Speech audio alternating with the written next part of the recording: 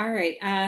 Thank you for joining us today. My name is Tara Kelly. I'm Executive Director of Maine Preservation, and we're happy to have you here with us to talk about America 250 in Maine. But first, I need to do some business and thank our preservation champions, who are Susan and George Craig, Diversified Communications, Anne and Ben Niles, Anne and Donnell Rogers, Anna Marie and John Thron, and an anonymous donor. We so appreciate your support. I also must acknowledge our industry leader sponsors, Chinberg, Down East Magazine, Norway Savings Bank, Preservation Timber Framing, and Restoration Resources. We can't do our work without their support. And lastly, we recognize the invaluable contributions of our underwriter, lead, and supporting sponsors, who are all listed here. So moving ahead, for those of you who are new to the organization and are unaware of what we do, we provide technical assistance and financial support for groundbreaking projects across the state. We advocate for policies that promote historic resources and educate the public about its benefits. We highlight unique community assets and drive revitalization while promoting local entrepreneurship and expanding tourism. We prove that the rehabilitation of historic buildings supports new jobs, revives downtowns and neighborhoods, and creates housing and business opportunities. We have 5 key areas of our work, and I'm just going to provide you with a few short updates since our last Old Building Forum in May. Starting with technical assistance. Just last week, we visited Castine Historical Society, the Wilson Museum, Witherley Library, the Pentagoet Hotel, where we actually stayed, and several homeowners during our residency in Castine. We also sat down with local history partners and members of the Historic Preservation Commission and the town manager. It was a really terrific way to spend a few days in August. In addition to our in-person visits, we host our Monday meetup, which are virtual office hours the first Monday of every month, organized by stewardship property type. So the next one will focus on nonprofit and fraternal building stewards, September 14th. Please join us. Continuing on with our technical assistance, just yesterday we hosted a webinar for the important grant opportunity administered by the Maine Historic Preservation Commission, the Historic Community Buildings Grant Program. This is round 2 of the program for a potential grant of up to $500,000 for historic community buildings. The recording will be on our website shortly, so please take a look if you missed it yesterday. We are here to help with your application, so if you have questions, please reach out to info@mainepreservation.org. The deadline is October 23rd. Moving on to education. In addition to educating professionals and members of the public, we are dedicated to the development of the next generation of preservationists through our Patricia Anderson Summer Fellows program. We provide a unique hands-on experience for students in preservation in partnership with Bagala Window Works, Jacobs Glass, Preservation Timber Framing, and Restoration Resources. So this summer we had 4 students who just wrapped up their stint with us in July. They joined 2 of them were from Mary Washington University, one an architecture student at Syracuse, and finally a preservation student at UPenn. And moving on to advocacy, we advocate on the state and national level for sound preservation policy to support the rehabilitation of Maine's historic resources. This year, we pushed hard to expand the provisions of the Federal Historic Rehabilitation Tax Credit, which pairs with our state credit to provide much needed funding for income-producing historic properties across Maine. We've also submitted comments regarding the White House Ballroom, as well as the Executive Office Building. So we're monitoring things closely in DC, but I want to draw specific attention to the changes proposed to Section 106 of the National Historic Preservation Act, which would have a devastating impact on the country at large, but also specifically Maine's historic and cultural resources. If these changes go through, federally funded or permitted actions like construction of new transmission lines and highways can proceed without public notice or review. What's more, the changes would eliminate the opportunity to identify new sites for the National Register in the same process and outright ignores cultural landscapes central to the identity, history, and religion of tribal nations. So think Mount Katahdin as pictured here. Please consider reaching out to our congressional delegation as well as Governor Mills, urging them to fight back against this damaging proposal. For more information, also feel free to reach out to us and join our mailing list so that we can provide you with more details on these kinds of advocacy alerts. So finally, I just want to thank you for being here today. Again, this is a very quick update on what we've been up to the last couple of months and what's coming ahead in the next few weeks. If you feel moved to support us, please do. We would love to have you at our gala, which is coming up on September 10th at the Smith Center at Wolf's Neck in Freeport.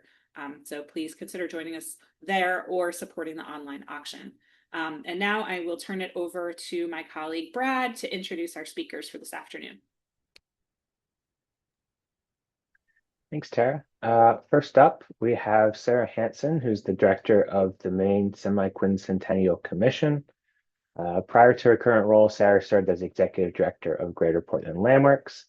After working with Boston Main Streets, she worked for the National Trust for Historic Preservation's regional office in Denver, covering South Dakota, Wyoming, and Montana. Sarah also worked for Colorado Preservation Incorporated and with Architectural Heritage Foundation in Boston, a nonprofit historic tax credit developer. After 5 years in Seattle as coordinator of the Washington State Main Street program, she worked for the Arkansas Community Foundation as statewide outreach director. Sarah currently serves with a number of local, state, and national organizations, including Maine's Main Street Advisory Council, the Cultural Alliance of Maine, the Village Review Overlay Committee for the City of Westbrook, the National Preservation Partners Network, and the National Alliance of Preservation Commissions. And Sarah is with us today to share about the Maine Semiquincentennial Commission and their Maine Atlas project. Thank you, Sarah. Thank you, Brad. That was very lovely and always deeply uncomfortable to listen to an introduction of yourself. I am going to share my screen here. Brad, are we good to go here? Yeah, if you want to put it in presenter, that's perfect. Excellent.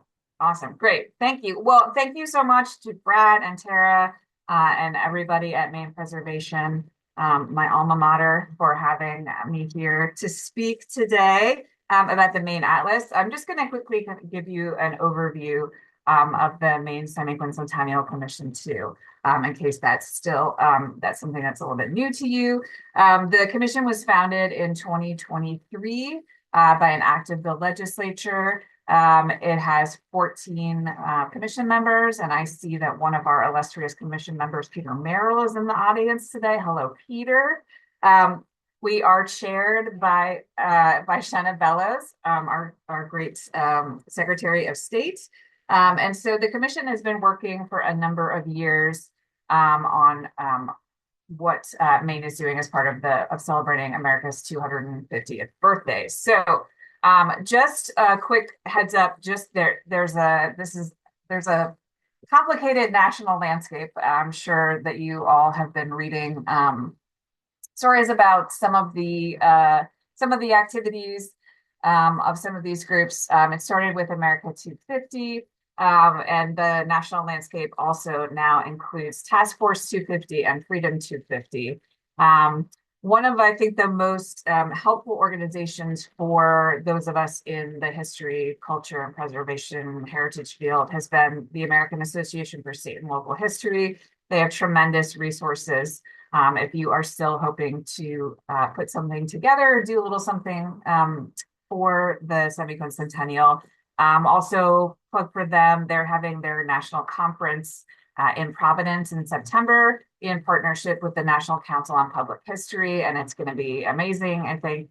So if that tickles your fancy, definitely sign up. I think it's going to be a really great event. So back here in Maine, the commission operates under these three basic pillars: uniting Maine's stories with America's legacy through connection, illuminating Maine's legacy and America's story by sharing and then examining Maine's role in America's ongoing journey through learning initiatives. And so we've been working on that for the past few years in a couple of different ways. We have been really proud to sponsor and be involved in the past 2 years of Jane's Walks, of course, spearheaded by Maine Preservation. That's such an amazing event, and I'm so glad that we've been able to be involved in that. We were also involved in the Dawnland Festival of Arts and Ideas, coordinated by the Abbey Museum in Bar Harbor. And so we're able to sponsor a panel discussion of Indigenous voices and in sort of the landscape of America 250 and what the 250th anniversary does and does not mean for our Indigenous communities, which was really fascinating. And then most recently, we hosted America's Potluck, which was this really fun initiative actually out of Utah's commission. So all 56 states and territories were participating in this. And we hosted a potluck at the beautiful Viles Arboretum, thanks to David, who you'll hear from in just a few minutes. It was really a wonderful day, and a huge thanks to our partner, Maine Office of Tourism and Community Plate, who is an extraordinary group. And if you are interested in potlucks, definitely check out Community Plate. They are also hosting shared tables, shared stories events as part of the 250th with the Maine Arts Commission all across the state. So there is likely one happening in your neck of the woods. And then the other event that we just completed is called Sharing the Spirit of America, which was a nationwide reading of the Declaration of Independence. Eastern time zone started at 6 p.m. And so it was done all across the country. It was really, really cool. We were able to produce a video here. It's on our YouTube channel. If you missed it the first time around, John Blunda with Maine State Archives put it together for us. He's really great. So again, you can watch that on our YouTube channel. And then the one other resource that we still have available is actually something out of our Western colleagues. It's a print-on-demand exhibit called Moments That Made Us. So you can create your own exhibits using all of these amazing pre-done panels, and you can customize them to include stories that are meaningful to your community around the 250th as well. So that's available for download on our website too. Those are all our various handles. I encourage you to follow us on social media. We're posting a ton of stuff about the Atlas. It's super, super cool. You can also link to it from our website. So that's just a little quick overview of the commission. And so now I'm here to talk about the Maine Atlas. So this is a project that we've been working on for about a year, and with funding from the Maine Office of Tourism. And what we've been able to do is identify 250 people, places, events, and objects that have come to represent Maine over the past 250 years. And I'm actually going to stop screen sharing for a second and pull up the website so we can take a little walk through this together.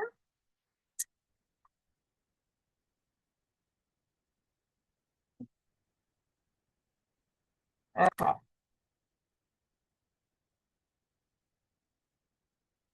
So I can no longer see you, but if this is this working, Brad? You can just holler. Yes. Okay, awesome, great. Okay, so the Maine Atlas. So again, this is something we've been working on for about a year. We did have a big public nomination process. We received over 400 nominations for the Atlas, and then combined with the commission, this was really hard to narrow it down to 250. And this is by no means a list of all things great and wonderful in Maine, but it's 250 things that we're really proud to highlight. So the website starts out with an overview. I would be remiss if I did not thank two of our biggest media partners, Down East Magazine and Maine Public. Maine Public has been doing these Assignment Maine at 250 videos in association with some of our Atlas sites.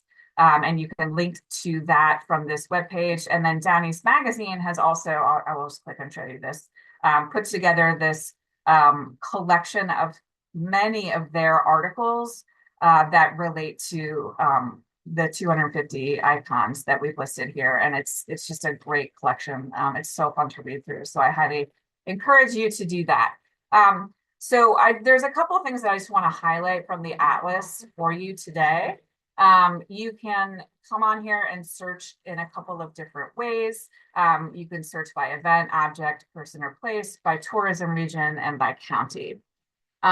So I'm going to highlight one of kind of each of those and icon types here today. Just things that I thought were really interesting that some stories that I was not familiar with. So, sorry. Search for these. So the first Atlas entry I want to show you is something called the Blackguards of Maine. So these were soldiers from the 366th Infantry Regiment, which was a segregated unit of African American soldiers based out of Massachusetts. So they were brought to Maine to guard trestles and stations and tracks along the whole Grand Trunk Railway line from Portland all the way up through Montreal. And the reason that they were doing this is that during the First World War, there had been an attempt by Germany to destroy the railroad bridge at Vanceboro. And so there was a fear that that would be a possibility once again here in Maine. So I want to show you some of the images too. These are all from Maine Historical Society and the Monson Historical Society. So these are photos that were captured of these. They came to be known as the Blackguards in Maine. They were stationed locally down here in southern Maine in North Yarmouth and Yarmouth. So they made friends with some of the families, stayed with some of the families here. So there's a couple of really extraordinary stories involved with these gentlemen. They were also up at Moorkill.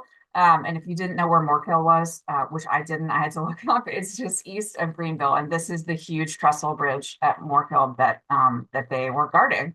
So it's a pretty extraordinary story from here in Maine that is kind of hidden. And one of the things that we were really excited to highlight for people. So that's the first one. And the second one here is a really remarkable woman named Joanna Carver-Colkert. So she's there on the right. You can see her as a young girl with her brother. And yes, that is a goat. And yes, they are on a ship. Her father was a ship's captain, and they're from Searsport. And she basically grew up on the ship. She ended up actually becoming a social worker as well as a folklorist. But what's I found so extraordinary is the images that she took of her life growing up on the ship. So this is one, there's about 600 glass plate negatives that are housed at the Penobscot Marine Museum, which has one of the most incredible archives of images in the state. And I really encourage you to poke around on their website and go visit them in person. This is her in her late teens or possibly early 20s. This is one of my favorite photos that she took. This is her father. And this is the ship as they're going around the Cape of Good Hope about 1900. And like the waves are just amazing. This is photos that she took as they traveling around China. These are Chinese sampans, and like all the little vignettes in this are really, really incredible. It's one of those photos you can stare at for a long time. Same with this one on the French island of Guadeloupe. So remember, she's a child growing up, and this is her images of just her life, and it's really incredible. Other photograph taken in Hong Kong about 1900. So I encourage you to read her story and get to know her a little more. And that is just a fraction of the images that she took growing up. It's really, really remarkable. Okay, the next one is actually, it's a place called Puzzle Mountain Bakery, and it's in Newry. And this was actually the icon that received the most number of public nominations. Like, we received so many nominations for Puzzle Mountain Bakery. So of course we had to add it to the Atlas. It's one of those really marvelous honor system stands that we have a lot of Maine, but this one in particular is specializes in pies that include whoopie pies, and they make their own jam. This is their little pie stand. I have not been yet, and I cannot wait to go.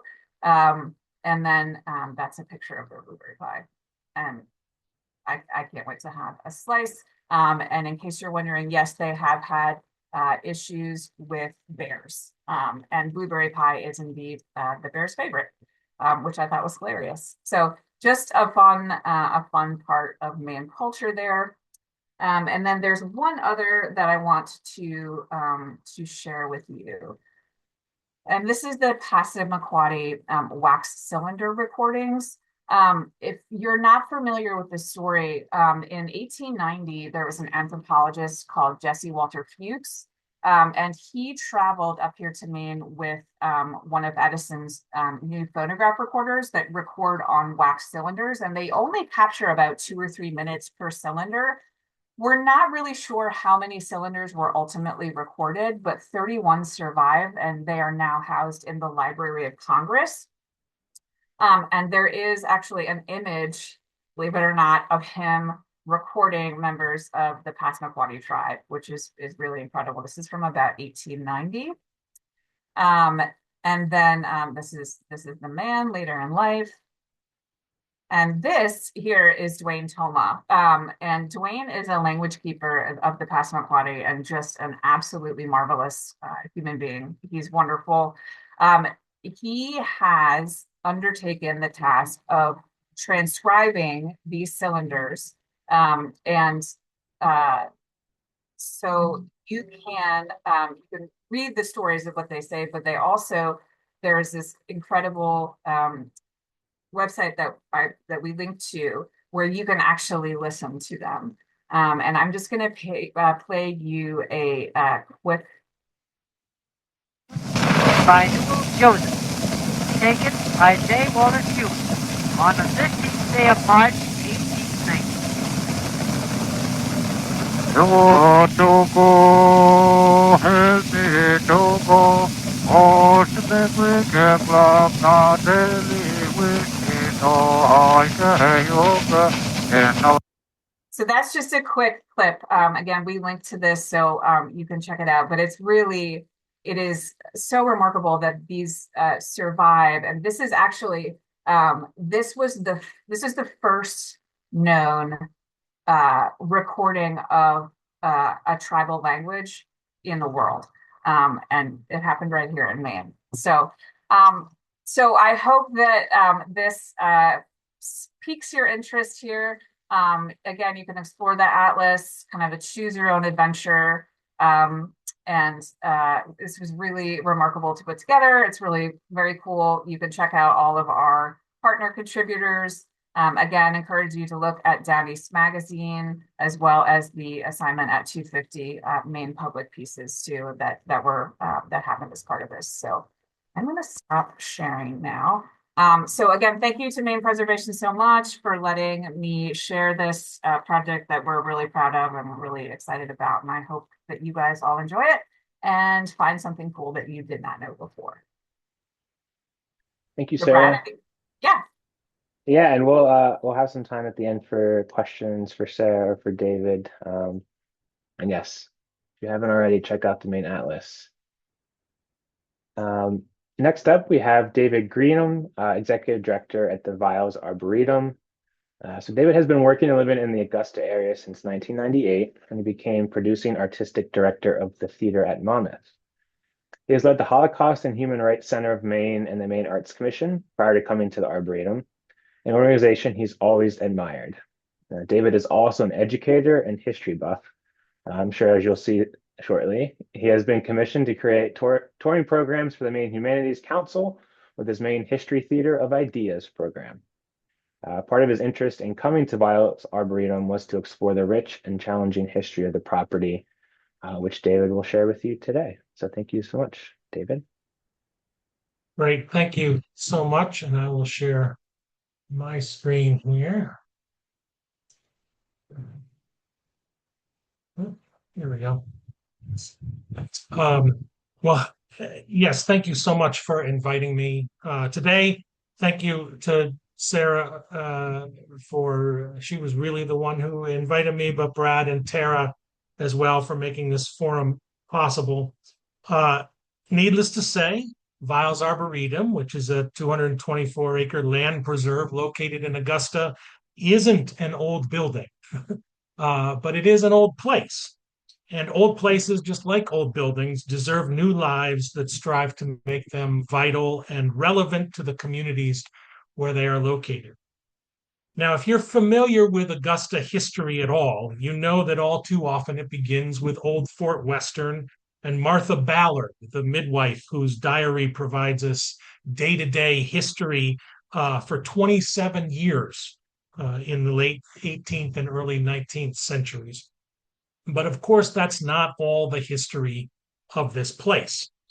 And so we were fortunate enough to receive funding from Sarah and the Maine Semiquincentennial Commission to conduct research on the complete history of this property. And that's the work that I'm going to share with you today, and I'm going to jump right in. So as far as we can tell, for more than 13,000 years, all of the land around Augusta has been the ancestral home for the Kusinok, the Cabinus, the Kennebis, and the Narantsuk tribes of the Wabanaki Federation. And sadly, but not surprisingly, little is known about their day-to-day lives for most of that time. But we can give a little context. Here's the 1902 J.H. Stewart map of Augusta. The 224 acres that make up Viles Arboretum are on the east side of the Kennebec River. And based on our research, the land on the east side of the river was the westernmost territory for the Kennebas. For the Kusinok and the Narantsuk, the west side of the river was their easternmost territory. But as I trust you know, territory has a different meaning for Indigenous people. The notion of land ownership is a settler concept. The land belongs to Mother Earth or Turtle Island. And the job of people is to steward the land and be an equal partner with the animals and the plants, the soil and the water and the sky, and all that inhabits them. I think it's a rather beautiful notion. It does make sense that the Indigenous people spent a lot of time in this area. The river and its tributaries were known for their abundant stocks of fish and beaver and wildlife. And you probably know this, but the Kennebec is a tidal river. And this area just below Augusta is the head of the tide, or Kushnok. It's the spot where the salt water meets up with the fresh water. Now, one of the earliest records of Europeans coming this far up the river is in 1625. Edward Winslow and his crew traveled up the Kennebec in a shallop, a small sailboat, loaded with corn in an attempt to make a trade. Winslow was from Plymouth Plantation, or now known as Plymouth Pawtuxet Museums. And he had sailed on the Mayflower and was one of the original so-called pilgrims. When he and his crew got to head of tide, they encountered the Kennebas. And according to Winslow's diary, he determined that the population was at least 1,500 people. It was probably more than that. As he noted, the Kennebas clearly had encountered white people before, and they were willing to trade. So Winslow's company returned to Plymouth with 700 pounds of valuable beaver and other pelts and furs. And as you might surmise, this 1625 encounter proved faithful for the Kennebas and for this area at the head of tide. what's sometimes missing from the Mayflower story and the white-centered tales of Thanksgiving is the fact that the Pilgrims were deeply in debt when they arrived in 1620.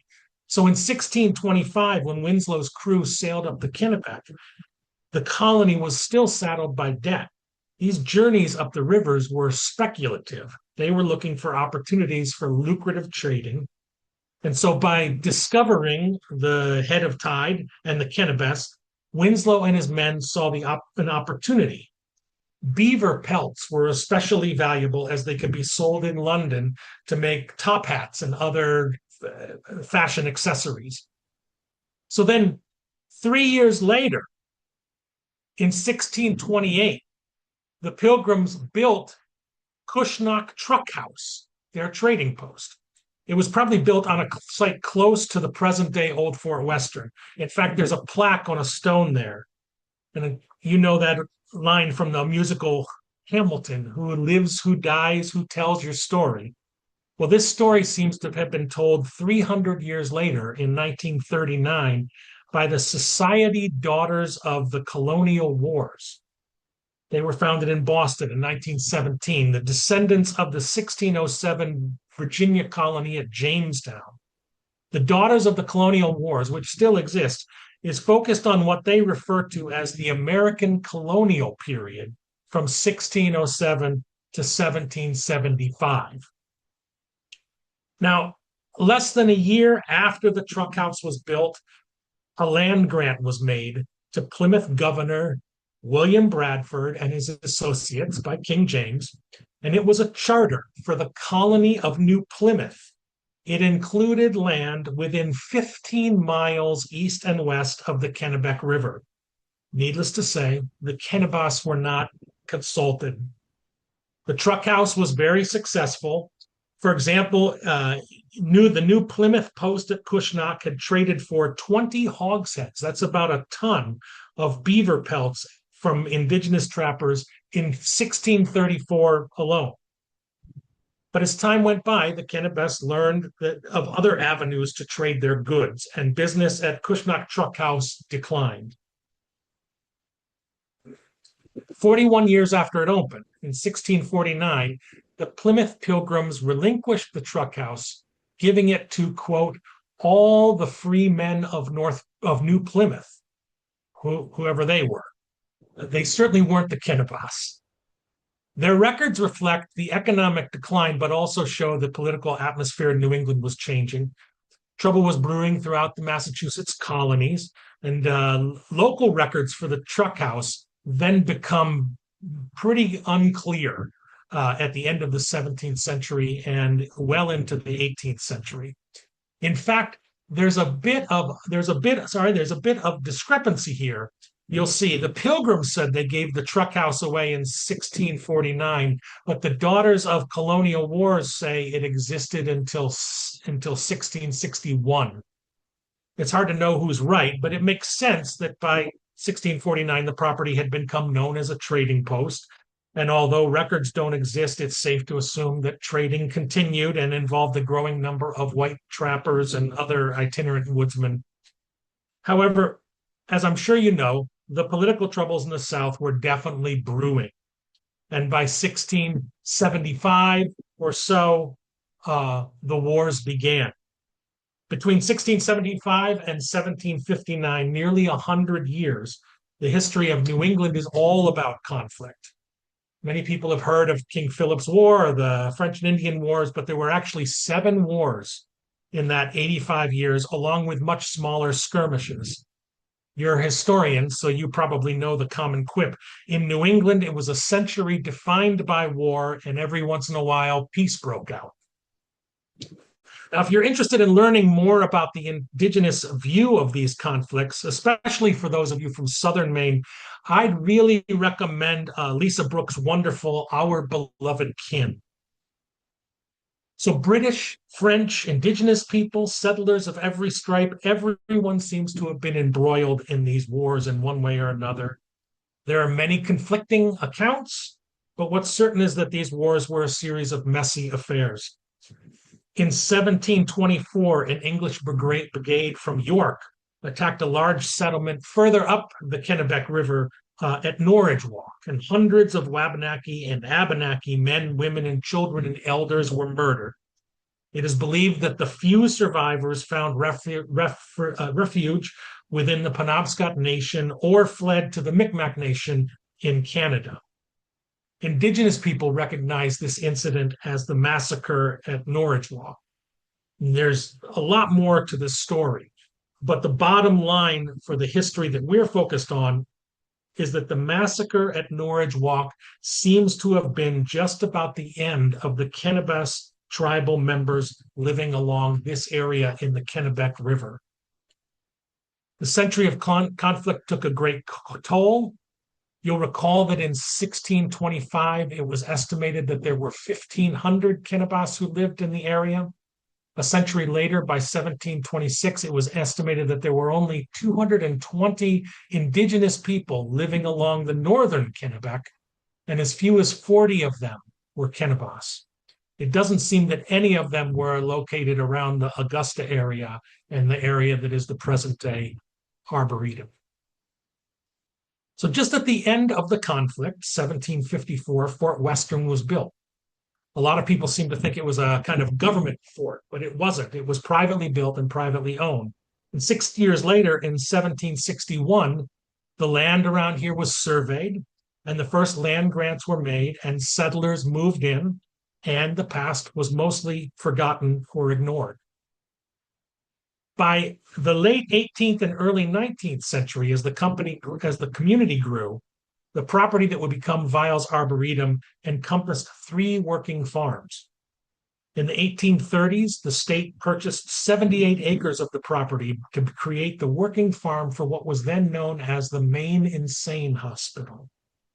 Now here's the 1838 BF Parham map from around that time that the state purchased the land. The buildings of the Maine Insane Hospital are located on the lower left of the map with the farmland adjacent to it, and it's across the street, actually just off the map, where the Arboretum is located. The good soil, local aquifer, and the sloping land facing the western sun meant that a variety of crops could be grown. The farmland was created specifically for the hospital. It was reasoned at the time that working on a farm would be helpful exercise for the patients of the hospital, and the farm products would be used in the hospital kitchen to reduce costs. It's worth noting that while the state built the hospital, its patients themselves had to pay for their own care. And if the patients couldn't pay, the town that sent them would have to pay. So if you look at your town's annual reports from this time period, you can clearly see the names of whoever they've sent to the Maine Insane Hospital. But the leaders of the hospital were certain that working outside would be healthy for the patients. In the hospital's annual report of 1840, it notes, thus engaged without care or responsibility in an employment that interests the mind while it furnishes exercise for the body, the incurable have been made more happy than they could any other way, and the curable have been promoted their restoration more rapidly than if they had been spending their time in idleness or mere amusement. When you look at the annual crop yield reports of the farm, it certainly doesn't seem like there was much idleness or mere amusement. By 1842, between 50 and 73 patients were listed at the hospital at any given time. And yet the farm output that year included 1,800 bushels of produce, including potatoes, corn, apples, rutabaga, beets, carrots, onions, wheat, barley, beans, parsnips, and cabbages, 16 tons of hay and straw, 1.5 barrels of pickles, and nearly 2,500 pounds of pork. The success prompted them to expand the property a few times, and it reached its full size by 1893. And by 1912, the annual report showed that things were really cranking. They produced more than 2,800 barrels of potatoes, 381 tons of hay, more than 20,000 pounds of pork, along with a huge variety of other products, including beef and veal, bull and cow hides, tons of fertilizer, and bone meal. During all the years that the farm existed, thousands of people worked the land, and most of them were patients. The hospital patients were obviously capable of working really hard, taking great care of responsibility in their work, but to the state of Maine, they were considered to be mentally or physically incapable of leading, quote, normal lives. In fact, the farm turned out to be profitable, a profitable venture for the state for many years, and even received an award. Here's an article from the Kennebec Journal about an award given at the now infamous 1893 Columbian Exposition. In addition to the quote on the screen about the treatment and usefulness, the article notes that the exhibit included photos of the Holsteins kept at the farm. After 1904, they were kept in the Campbell barn, which is still standing. And back in the old days, the cows would walk through a tunnel beneath Hospital Street and then graze on the property that is now the Arboretum. The piggery was particularly successful. Hog cholera was an issue for the first piggery, which was across the street. So in 1898, a larger piggery was built on the east side of the road. It became known statewide for the production of purebred Chester White and Berkshire swine. And for a long time, the sale of pork was the most profitable venture for the farm. The piggery burned in 1904 and was immediately rebuilt, and it burned again in 1942, which is when we suspect the photo on the screen was taken. It's in our archives and is apparently donated years ago by the guy who is the young child in this photo. Remnants of the basement of the piggery remain on the property, along with the boneyard. Now, as times changed, there were lower cost options for having canned and processed food delivered to the hospital. So operating the farm was a less attractive option, or at least financially attractive. The farm operation gradually diminished and closed by 1972. In 1980, the Maine Forest Service started planting trees on the property, which had become a popular place to walk. And that in turn is what led to the creation of the Pine Tree State Arboretum in 1982.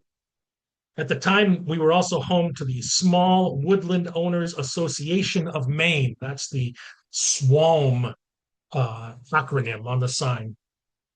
The Arboretum was very active in the early years. Here's some photos from the late 80s and early 90s. In the upper right is the construction of the Johnson Learning Center, a covered pavilion that was built in a former reservoir at the hospital farm.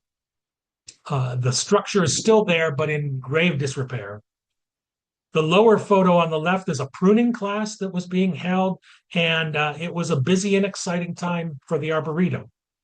I'm not sure what the event in the lower right is, but perhaps a training. But on the whiteboard, it reads, volunteers are the heartwood of the Arboretum, and that's still true today. Almost all nonprofits ebb and flow, as you know. In the early 2000s, the Arboretum appears to have been struggling. In 2010, it got a boost from local philanthropist Elsie Viles. So with ongoing support from the William and Elsie Viles Foundation, we changed our name to Viles Arboretum. As you can see, we spared no expense with the new sign. I found this sign out in the shed, and it's just like this, with the original sign on one side and the hand-painted vials screwed in on the other side. And despite what it looks like, it wasn't a hostile takeover. Today, thanks to strong vision, dedicated staff, and the determination of board members and other supporters and hundreds of volunteers, we're doing very well. We welcome annually about 40,000 visitors, and they use our 6 miles of trails, hold meetings and special gatherings in our visitor center and beautiful barn, take classes, and attend events such as our annual Lilac Festival.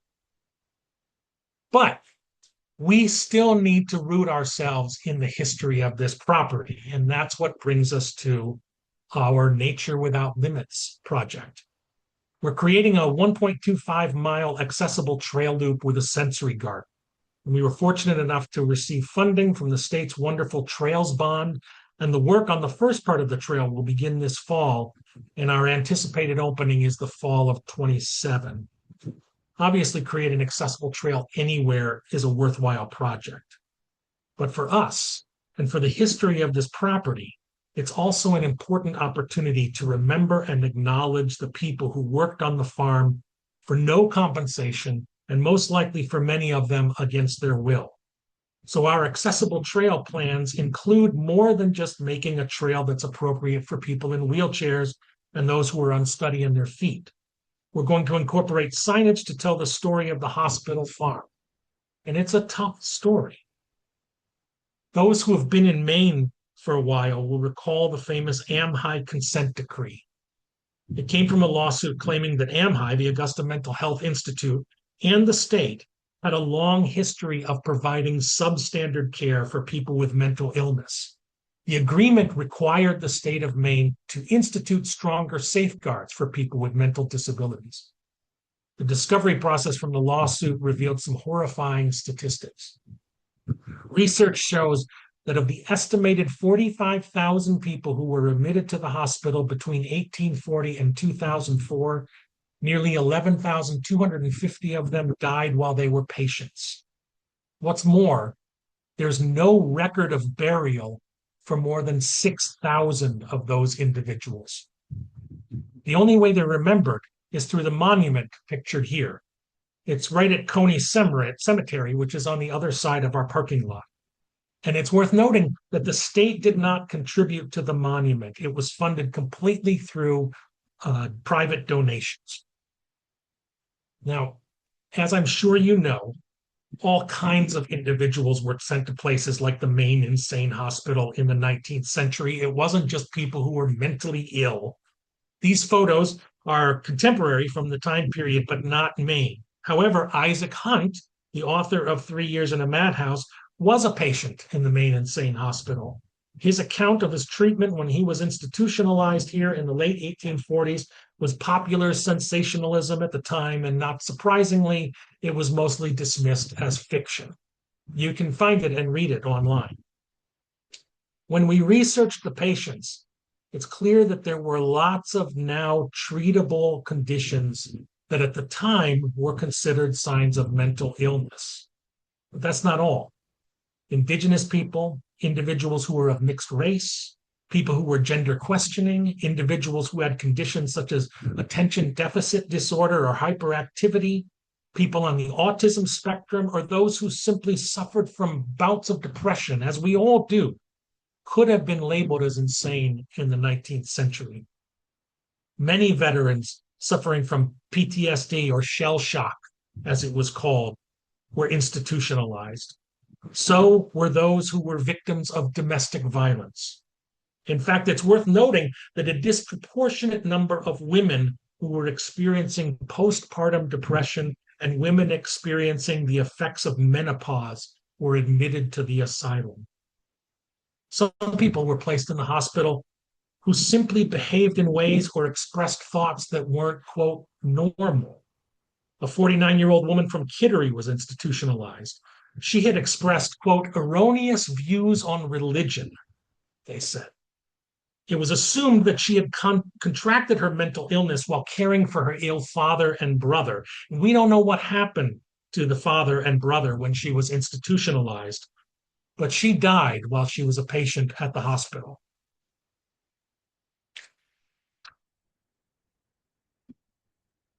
As we've researched the story, we've also been fortunate enough to find artwork and poetry that was created by patients at AmHi and in programs that emerged after the AmHi degree.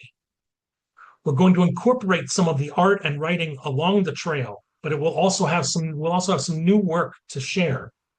Since last summer, we've been working with the artists of Spindleworks, a creative collaborative that's part of the Independence Association. Spindleworks artists create work at studios in Brunswick and in Gardner. And during 2026, the artists at Spindleworks and Gardner have been our first ever artists in residence, and they visit us monthly and create work inspired by the nature that they see. We'll purchase some of the art that they create, and it will be incorporated in the directional signs for the accessible trail. Our focus on making the accessible trail loop is the beginning of this journey.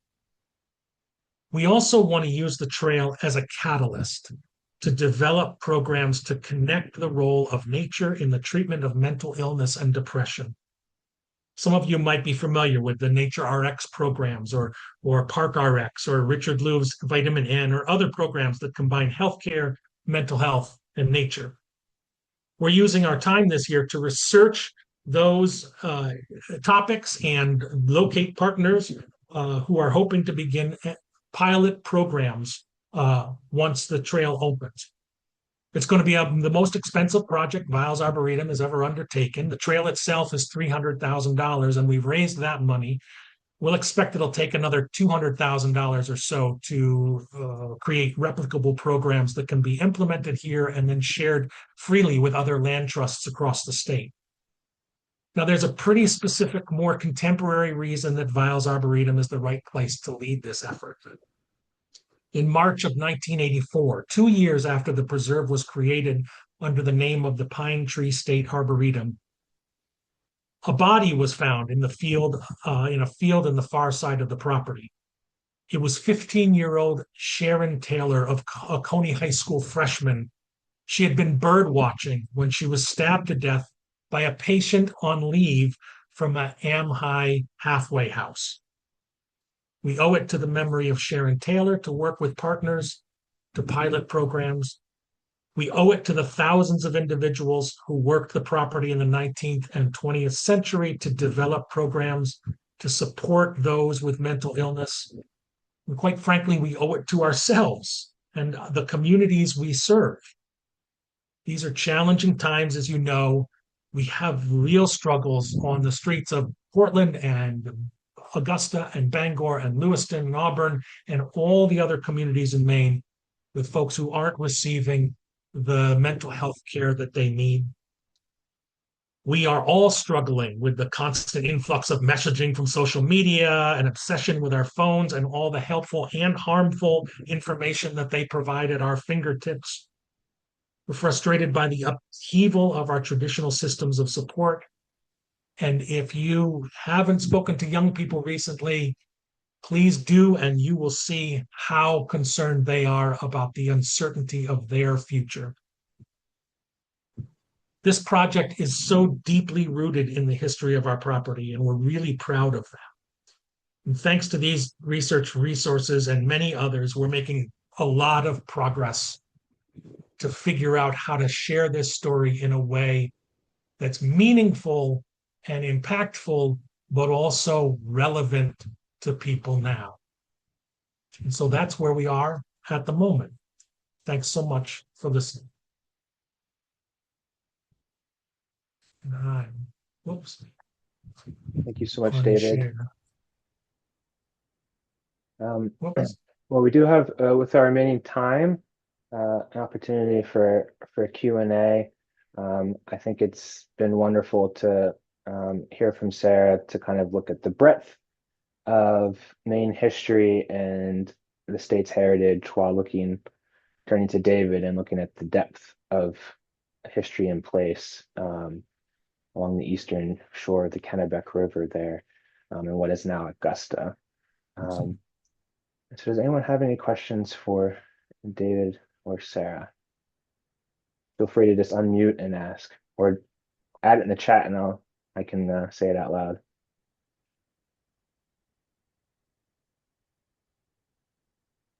I ask David a question. Yes, of course. Yeah. Thanks. I was just wondering if you mentioned that the state was not